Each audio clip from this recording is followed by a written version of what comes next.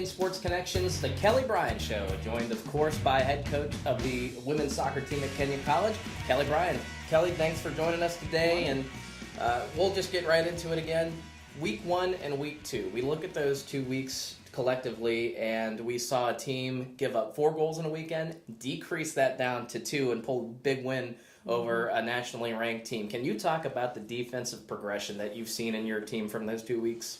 It's been phenomenal. Our back line is still new. They're still adjusting, still battling some major bumps and bruises, but to go in and have truthfully a gigantic leap in our performance, and the defense was a really big part of that. And it was great to see, and it just gives us confidence moving forward. Is that part of the whole meshing together with the new faces, with the old leadership? Is that what you believe is maybe the primary cause of that kind of improvement? Absolutely. It's, again, starts in the back with our goalkeepers, and Lauren is the front person in that, the face, because she is the starter, but she's getting a lot of competition and help in that area from the other goalkeepers in training sessions. And just the four of them that are in there, just knowing that they have a job to do and that they want to do it well, and they're working really hard at that, and they're listening and learning and pushing each other, and that's what we need them to do. Now, I felt like we almost should have led with this, and it seems almost commonplace to mention Rebecca Romaine in the first question every single week, but she goes and puts in the game winner in an overtime match against Center College, who's nationally ranked, pulls out the big 2-1 victory. Just talk about the importance of a win and, what Becca delivered in that play. She did it essentially on one leg.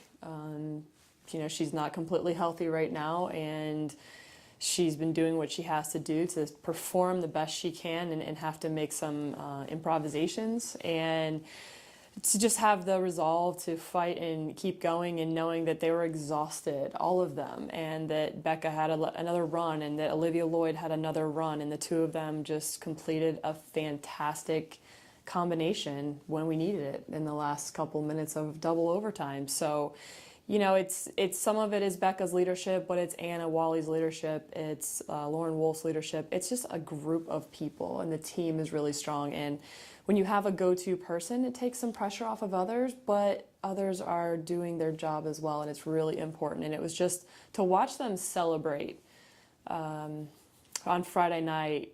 They were exhausted, yet they found some sprint, and it was this huge dog pile. And you don't get to do that as much as you would like. And so that was really great for them to be able to do that, and it just helps breed confidence.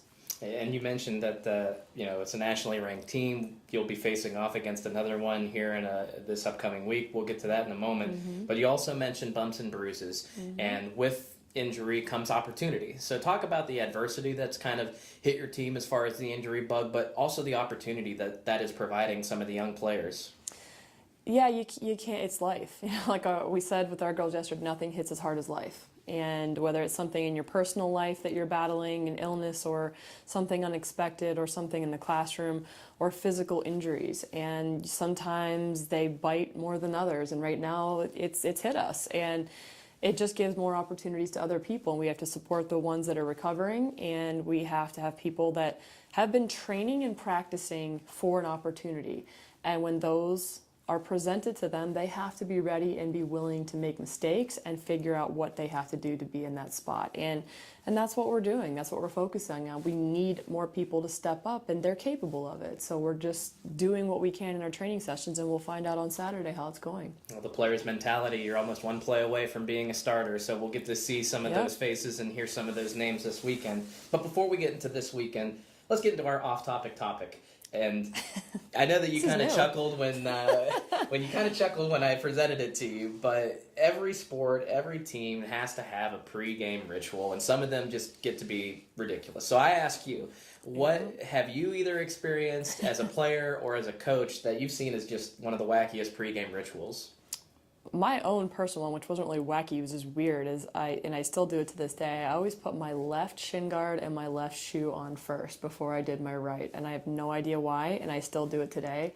If I start to put my right one on before my left on game day or practice, I take them off and I start over again. So I don't know why, it just feels right. But the team, I had nothing to do with this. I discovered actually 2 years ago, this is my 11th year, and I just discovered 2 years ago that before every game, whether it's home or away, they have a dance party in the locker room with extremely loud music. And that's how I finally discovered it. I went in to ask a question, and I will never do that again. Loud music, CD, booming, and ridiculous. What is it? Twerking? Is that the new whatever that is? I don't even know what that is. But yeah, it reminds me kind of the Elaine dance for any Seinfeld people out there, the old school stuff. Yeah, it's just, I don't know, it's just how they shake it out, just how they kind of just get any of the jitters out, and they have fun with it, and it's all them. I leave it alone. I see a future special segment happening, but we'll get into that at another date, maybe. But now, a little bit more seriously, getting back into the business aspect of it, we mentioned another nationally ranked team going to be facing off against your ladies this upcoming week. Number 5 in the nation, if I'm not mistaken, in Carnegie Mellon University, comes to Mavic Field. They've scored twice in every one of their matches except for one. So is that their strength offense, or are they, what's the scouting report on them? They're big.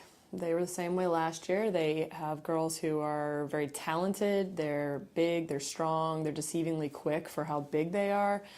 They're just hard-nosed, and they fight, and they want to outscore you. They want to get through you. If you're in their way, they're going to get through you, and they're going to find a way to score. So, it presents a challenge. Our team height is below the average, but we make up for it in a lot of other ways.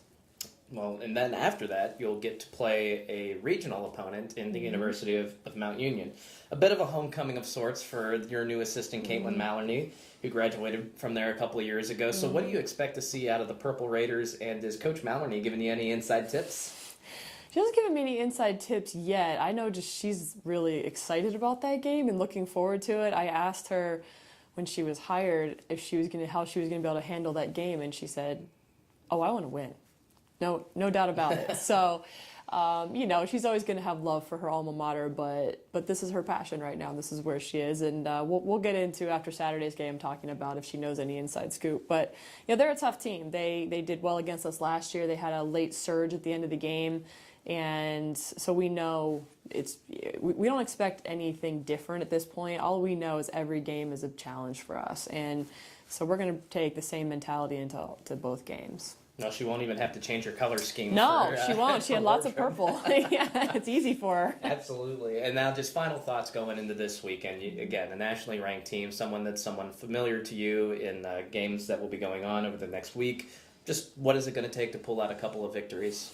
Strong, solid defense. We have to keep building on that. We've got to limit the number of goals. We want to keep them under their average on Saturday, and we have to keep putting our pieces together. Despite some injuries, we still have the talent, we still have the drive and the passion, and right now rankings mean nothing to us.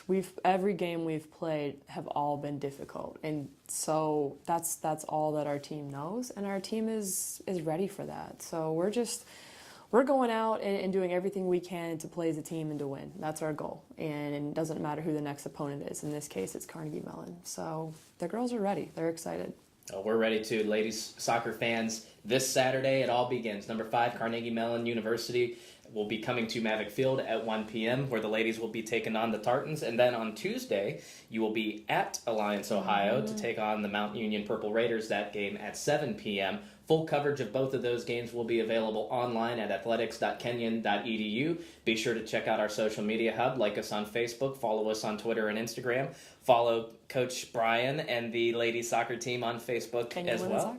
There you go. And until then, thanks for joining us on the Kenyon Sports Connection. For head coach Kelly Bryan, I'm Ryan Gasser.